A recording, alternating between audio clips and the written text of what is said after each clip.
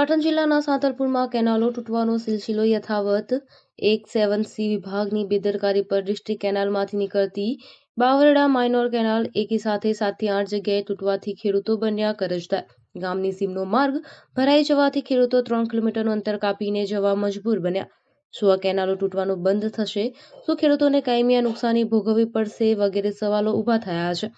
મળતી માહિતી મુજબ માઇનોર કેનાલના ટેન્ડર પાસ થઈ ગયેલા છે। એજન્સીને આનું ટેન્ડર આપ્યું હોવાની વિગત સામે આવી છે, ત્યારે હજી સુધી રિપેર કરવામાં કેમ નથી આવી, જે એક પ્રશ્ન ઊભો થયો છે।